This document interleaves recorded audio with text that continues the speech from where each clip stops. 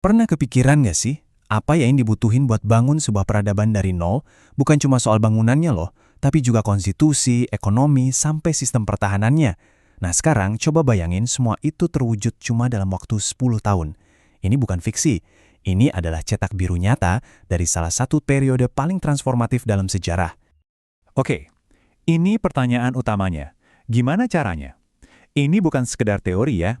Kita akan lihat bareng-bareng langkah-langkah dan strategi konkret yang berhasil mengubah sekelompok orang yang terbuang jadi sebuah bangsa yang kuat dan berpengaruh. Jadi, semua ini tuh berawal dari satu langkah yang monumental banget, yaitu perpindahan dari status minoritas yang dianiaya menjadi sebuah komunitas yang berdaulat. Ini adalah fase fondasinya, di mana pilar-pilar masyarakat yang baru mulai diletakkan.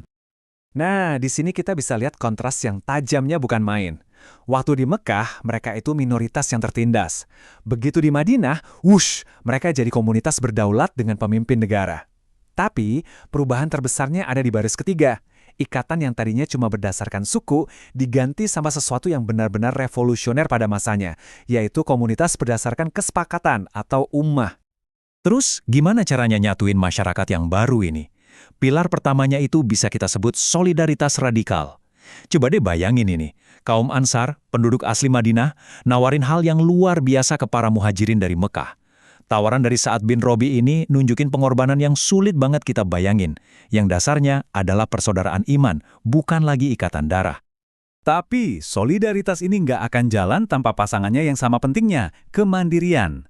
Jawaban Abdurrahman bin Auf ini sama kuatnya dengan tawaran tadi. Dia nolak dengan hormat dan cuma minta satu hal, tunjukin jalan ke pasar. Pesannya tuh jelas banget. Ini bukan soal menciptakan ketergantungan, tapi soal ngebangun masyarakat mandiri di mana setiap orang punya martabat lewat kerja keras.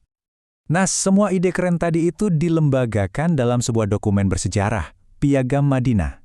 Anggap aja ini salah satu konstitusi tertulis pertama di dunia loh. Piagam ini secara resmi mendefinisikan sebuah bangsa bukan lagi berdasarkan garis keturunan, tapi kesepakatan bersama. Dan ini kuncinya, semua warga, baik muslim maupun non-muslim, punya hak dan kewajiban yang sama di bawah hukum. Oke, fondasi sosial dan politiknya udah kuat. Tapi, itu semua nggak ada artinya kan, kalau nggak bisa dipertahanin. Negara baru ini langsung dapat ancaman dari luar. Yuk kita lihat gimana mereka berevolusi secara militer, bukan buat ekspansi, tapi murni untuk bertahan hidup. Ada 3 pertempuran besar nih yang ngebentuk mentalitas dan strategi militer komunitas muslim awal. Dan masing-masing ngasih pelajaran yang beda banget dan semuanya super penting. Coba lihat deh perbandingan kekuatannya. Di Badar cuma 313 orang ngelawan 1.000 tentara Quraisy. Di atas kertas ini mustahil kan? Tapi mereka menang bukan karena jumlah, melainkan karena strategi. Menguasai sumber air, dan menjaga formasi dengan super disiplin. Kemenangan pertama ini jadi validasi kalau mereka adalah kekuatan baru yang harus diperhitungkan. Tapi, namanya juga perjuangan, kemenangan itu nggak selalu dijamin. Di Uhud, kaum muslim awalnya udah unggul, tapi sekelompok pemanah malah melanggar perintah dan ninggalin pos strategis mereka cuma buat ngambil harta rampasan. Kesalahan kecil ini langsung dieksploitasi musuh, dan kemenangan pun berubah jadi kekalahan pahit. Pelajarannya, jelas banget, disiplin dan ketaatan pada strategi itu adalah kunci, bahkan lebih penting dari keunggulan awal. 2 tahun kemudian, ancaman yang datang skalanya, beda banget.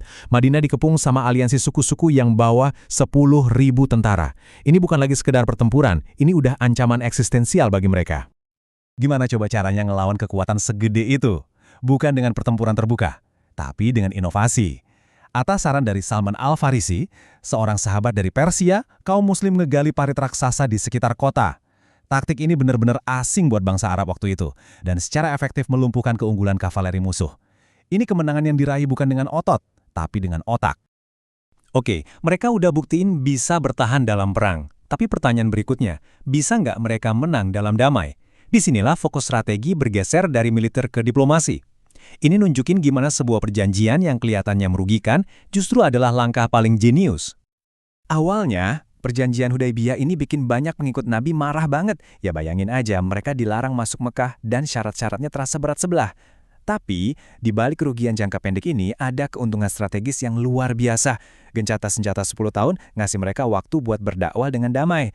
Dan yang paling penting, dengan mau berunding, kaum Quraisy secara nggak langsung ngakuin Madinah sebagai negara yang setara. Dan hasilnya? Wow, angka ini ngomongin semuanya. Cuma dalam 2 tahun masa damai, jumlah pengikut mereka melonjak dari 1.500 jadi 10.000. Ini bukti nyata kalau buat mereka, perdamaian itu katalis pertumbuhan yang jauh lebih kuat daripada perang. Sebuah kemenangan diplomatik yang gak terbantahkan. Sekarang, kita sampai di puncak dari misi 10 tahun ini, penaklukan kembali kota asal mereka, Mekah, dan peletakan prinsip-prinsip terakhir yang bakal jadi warisan peradaban ini selamanya. Sekarang, dengan kekuatan 10.000 orang, mereka balik ke Mekah, kota yang dulu ngusir mereka. Kira-kira apa yang bakal terjadi? Semua orang mikirnya bakal ada balas dendam kan? Tapi yang terjadi justru sebaliknya. Sebuah amnesti umum diumumkan. Kemenangan dirayakan bukan dengan pembalasan, tapi dengan pengampunan. Nah, ini dia puncak strateginya, narasinya diubah total. Hari yang ditakutkan bakal jadi hari pembantaian, justru dinyatakan sebagai hari kasih sayang. Ini adalah kemenangan moral yang dampaknya jauh lebih besar dari kemenangan militer manapun. Mereka menaklukkan kota dengan memenangkan hati, bukan dengan pedang.